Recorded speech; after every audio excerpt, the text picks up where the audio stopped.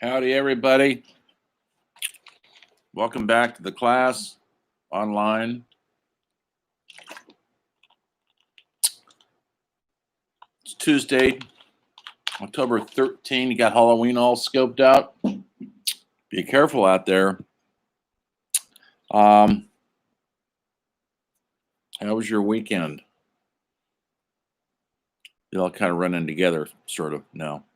Anyway, all I know is the Starbucks I go to are all closed because of the COVID. I'm running out of coffee shops. I'm gonna have to make my own, but it's not the same. I'd rather be served. Anyway, today in our wonderful humanities class, we're so lucky to be taking this class and traipsing through the history of man's best endeavors. Essentially, this class leaves out most of our worst endeavors. Some of them, like all the wars that we endeavor. And today, I want to talk about, in your textbook, hopefully you have it. If you don't, you won't be able to read up on this stuff in detail. And there is, at the end of the time, going to be a quiz. Open book quiz. It'll help if you had the book. Anyway, that won't come until the end of this class. Also, hopefully you guys are keeping up in your journals. Don't forget you're writing journals. That means a daily or weekly, I should say, entry of what we're doing, what you're reading, what you're writing, what I'm talking about on these lectures, what you're seeing, what documentaries you're watching. It should be like a paragraph or so for each week, 17 weeks, and you're done. If you missed some of the stuff, tell me you missed it. I don't need excuses. We all have lives, things get in the way, family, illness, cars break down. I get it. Just say I missed that day. I don't know what it is. Although it's not so easy to miss these classes because it's all virtual and you can look at it at your own convenience. So hopefully you're going back and looking at all this stuff and not just moving past the ones you didn't watch. Anyway, I haven't got your papers yet. What are the last ones you're supposed to? Oh, they're not due yet. Thank you very much. On the musicians, I still haven't got to the essay 3 yet. I'm working on it. No assignments today, but I do want to go over this chapter because it's an important chapter. It's chapter 27 in the textbook, for those of you who have it. And it's on about 210, page 210. And they refer to it as the romantic view. And it covers from essentially 100 years, from 1780 to 1880. And a lot of it now, because America is getting pretty grown up, is in America. It's just not European artists, painters, musicians. They're here now too. Why is it called romantic? Well, because the Romance period was a period of enlightenment.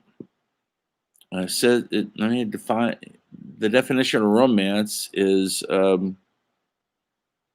evident, and that's the period we're in, which is a pretty nice period to be in. Where more people know how to read and write than ever before, not just wealthy people. Usually that's who usually knew how to read and write.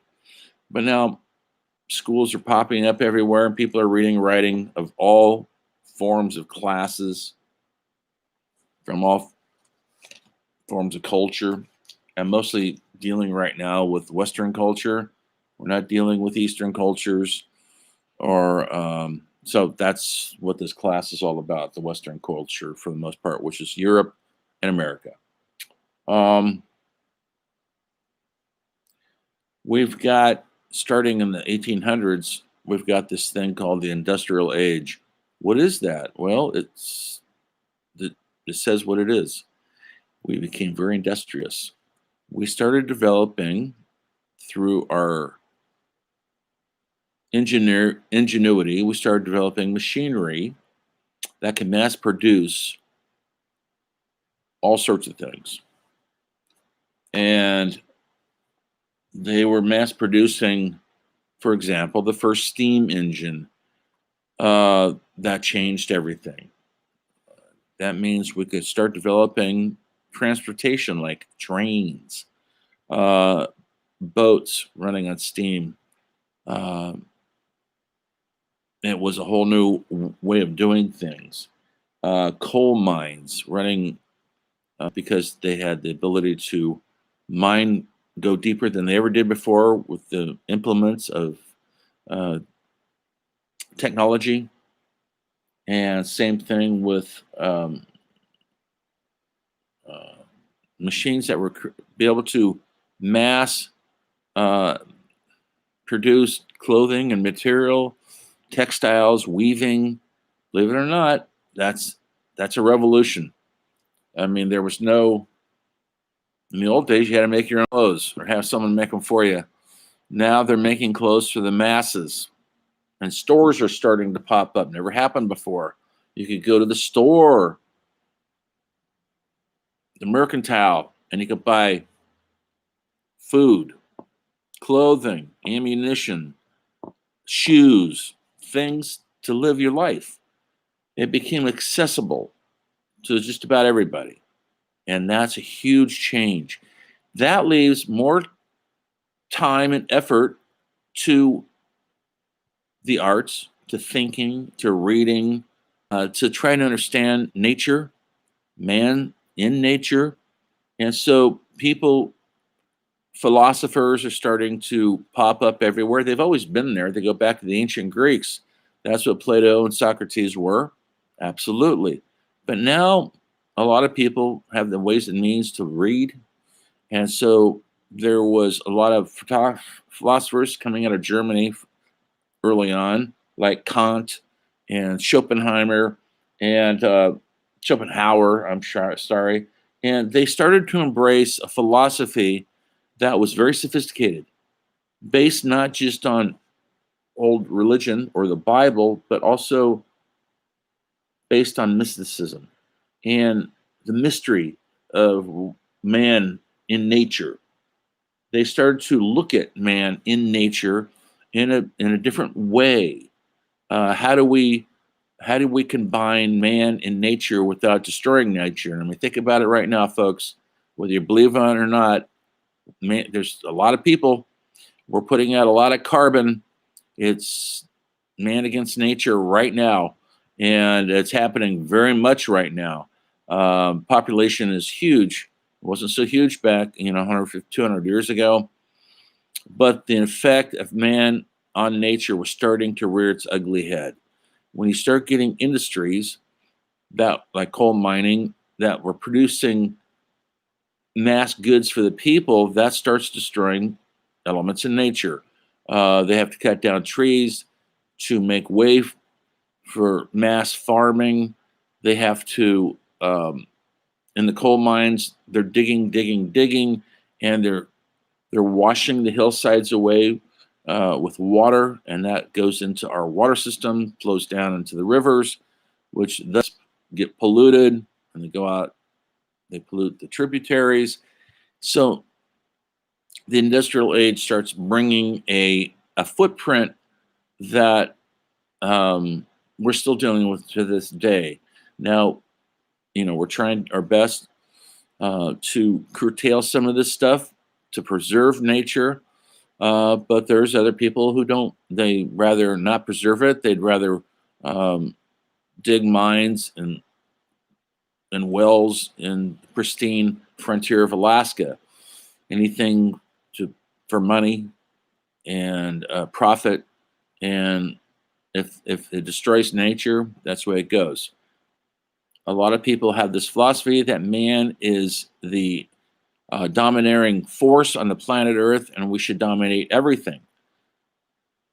But there's other people, and these romantics were looking at it. Maybe we should be in harmony with other living things on the planet Earth instead of trying to harness them and enslave them.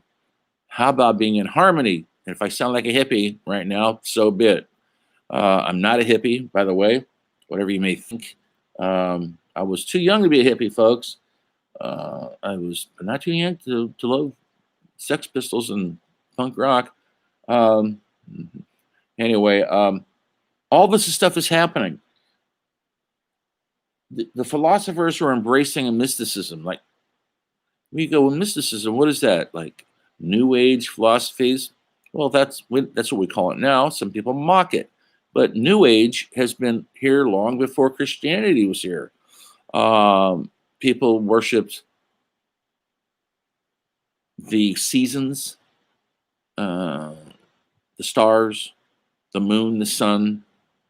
Native Americans had a highly respect for nature, and they're coming into play here too for the first time in our culture, not just as somebody, some a thing to be defeated and moved off land that we want.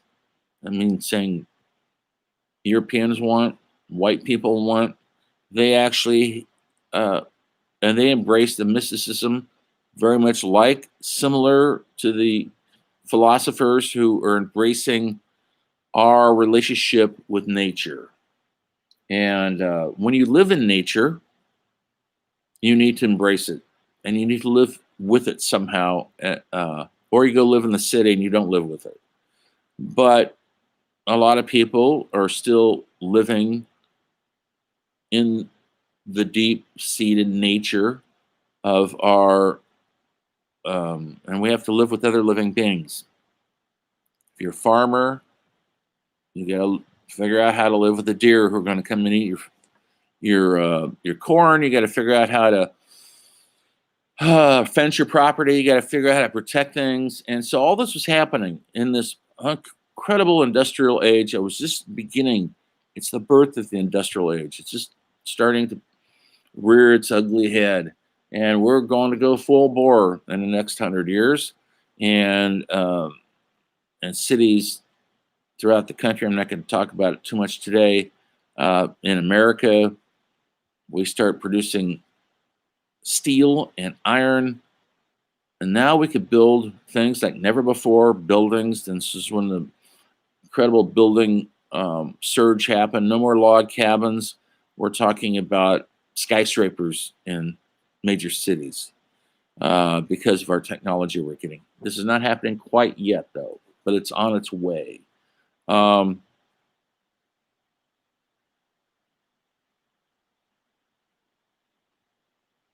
There is a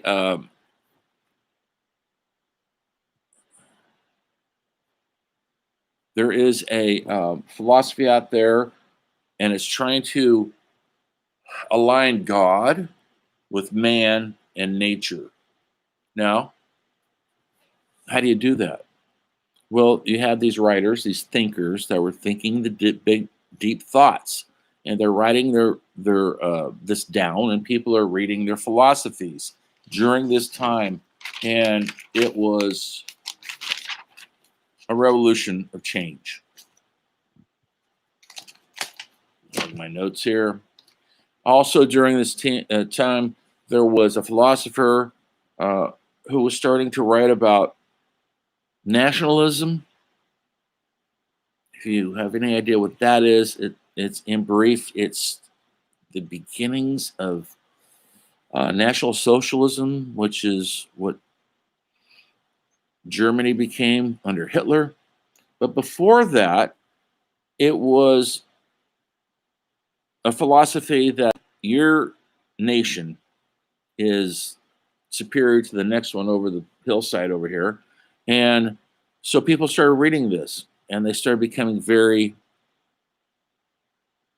nationalistic, is another word to say it. It's happening in modern times right now with people who are very so-called patriots of America, trying to keep out the other by putting up border walls and trying to keep the other out because of national pride. Maybe you're one of those. Okay, that's fine. But there's other ways of looking at life besides through the eyes of American culture in the 21st century. These philosophers were looking at this stuff 200 years ago. That's how advanced the thinking was.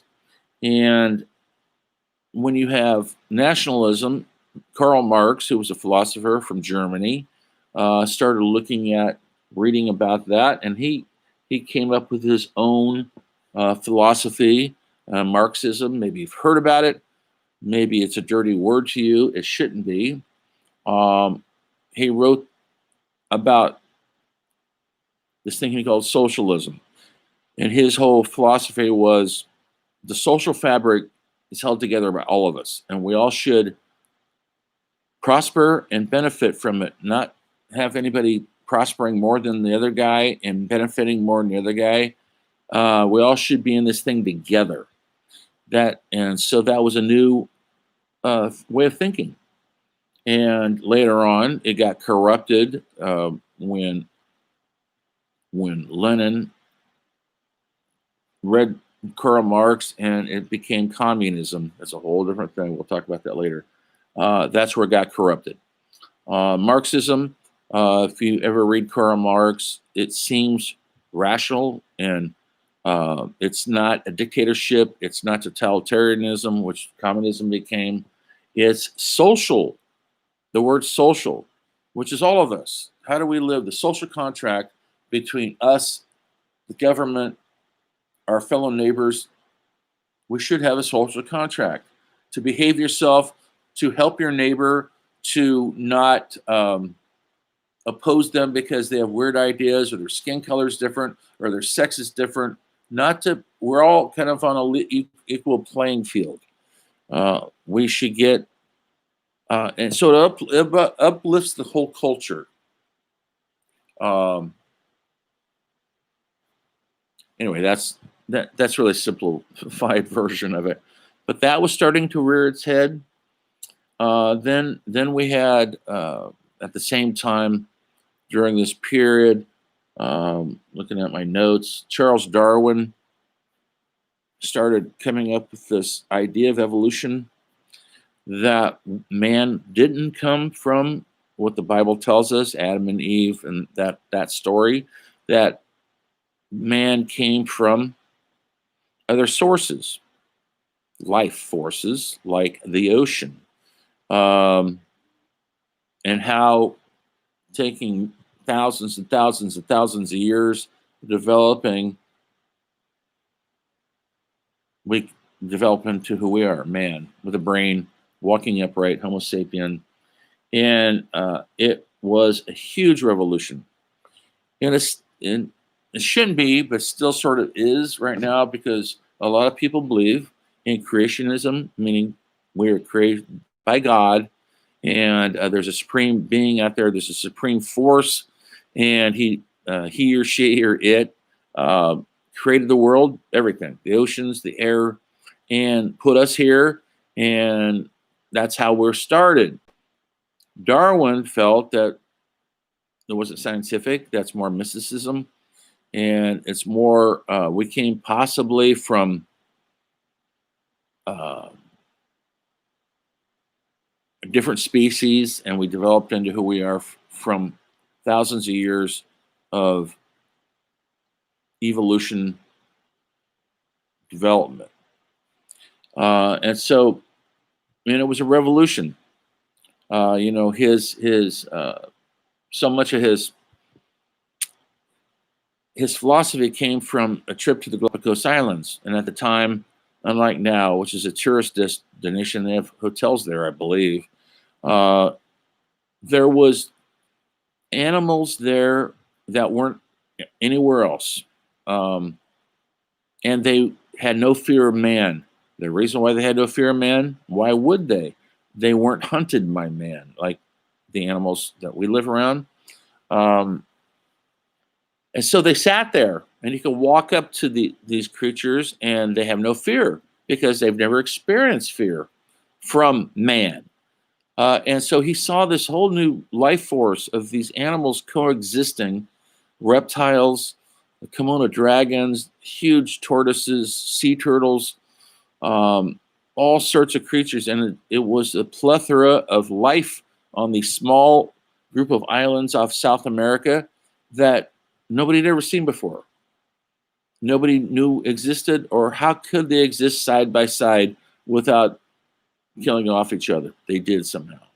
And so his philosophies started looking at how you could live side by side with creatures of all sorts of ilk that in a harmonious fashion.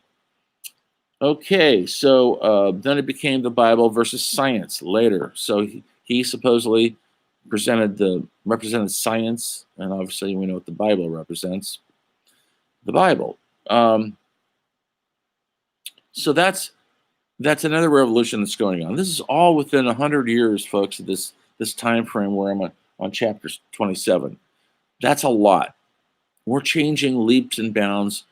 Things are changing like crazy. If you lived in this time, you'd be aware of it. And it'd probably be fast and furious, meaning we're no longer slaves to being farmers, and we now could go to a city and make a living somehow because of the industrial age. And it was easier than ever before to have a quality of life that we never had before. We're no longer any egalitarian culture, which is essentially farming. Now we're producing mass products because of the industrial age. Now, within 100 years, we're going to have the airplane and the automobile. We're not there yet, but we're getting there. We're very much getting there. And the train, which connected the entire continent of the United States together, is on its way. Huge, huge, huge development. Normally, you didn't go very far from your hometown because travel was pretty rough. And if you did, it might take you a year or two to go from the East Coast to the West Coast. Lewis and Clark did it, and it just about destroyed them. How do you get from New York to California when there's no roads, there's no stagecoaches, there's no trains? How do you do it? You walk. Yeah, you can go by horseback, but they're probably going to die on the way, because how do you feed your horse every square inch of the way? How do you horseshoe them? And so Lewis and Clark essentially walked, and they canoed. They actually thought, folks, that there was a waterway that went from east to the west coast. And so they got on their boats. They were wrong, because there is no river that goes from the east to the west coast, but they thought there was.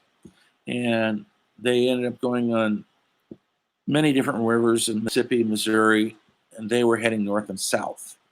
And so they would go as far north as they can, and then they'd haul their boats on their backs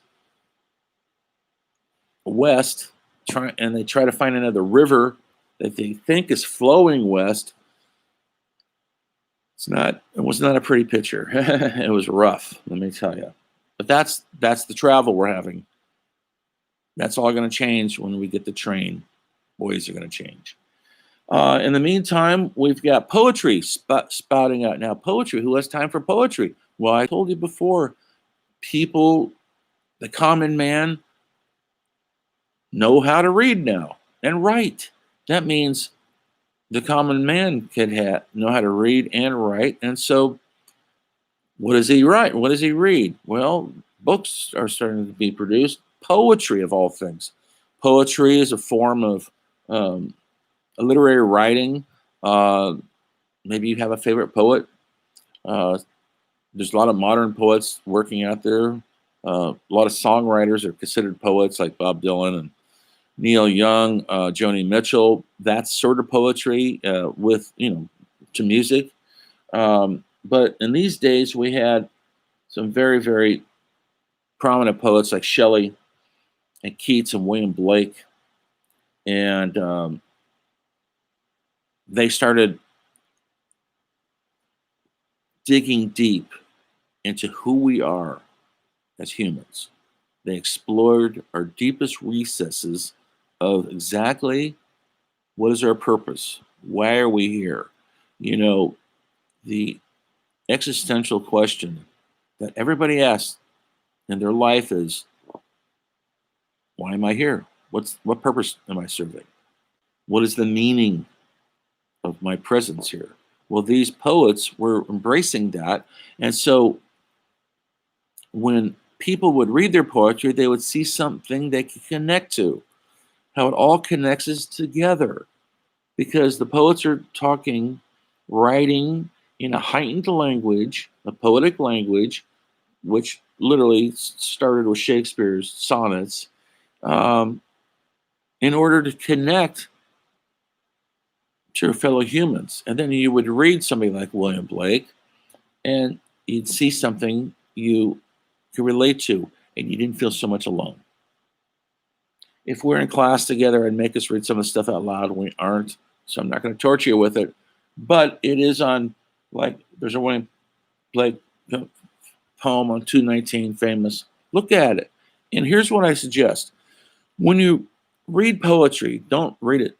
And I know some of it's difficult because a lot of it, especially in these days, is written in verse, not written in straight language, like a fiction or a novel. That came later. That definitely came later, but not yet. So they're writing in this kind of romantic verse, which is very much influenced from Shakespeare. And so you've got to really read it slow, read it out loud, look at the punctuation, and try to just read a paragraph. And then try to define what you just read. What did that mean? What's he trying to say? Poetry is something you need to learn how to enjoy and how to understand. And if you don't have the patience for it, you'll never get it. You'll just think it's just it's silly language that you don't understand. You don't get it. Well, that's too bad because you're going to miss out on a lot of the best that humans have ever done on the planet Earth. Walt Whitman is another one. He lived in New York City without saying it or even acknowledging it. He's like the grandfather of American poets.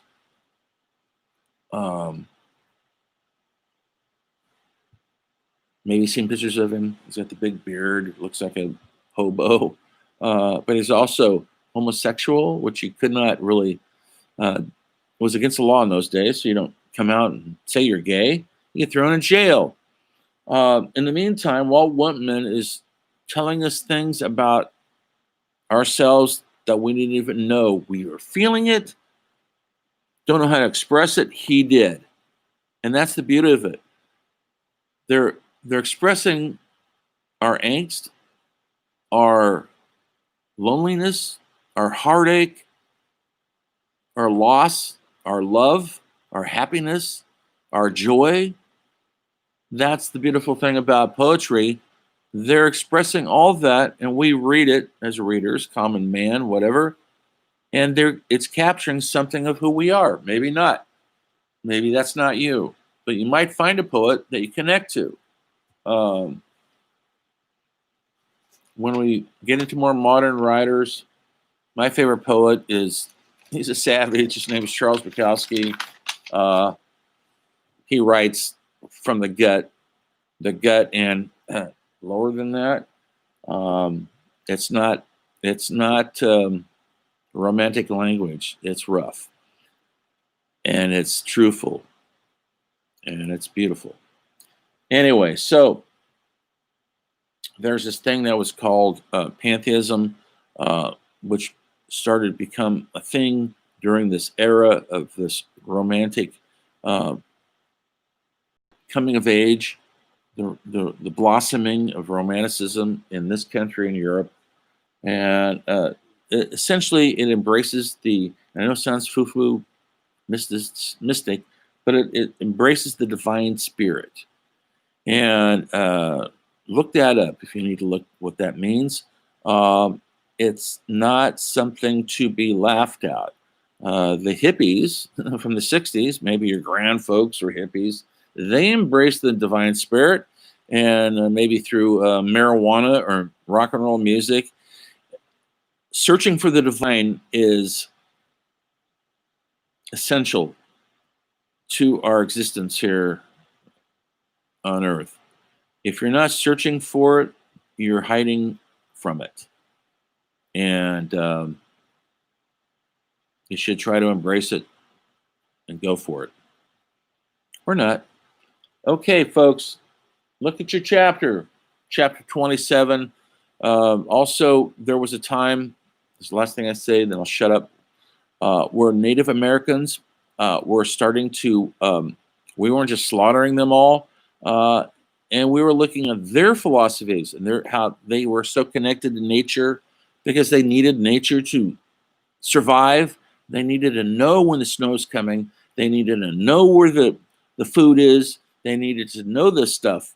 It was a matter of survival. But in that survival, they embraced the divine spirit. And you've heard this. They do the rain dance, war dance, whatever dances they're using to bring on and to help with them and the divine spirit. That's how important it was to them. And all of a sudden, that's seeping into our philosophies also. And that never happened before. So things are afoot, folks, during this time in our culture. And I hope you get something out of this. Look at chapter 27. I'll talk to you guys on Thursday as we explore more in this vein. And your papers are due, I think, on Thursday, I believe.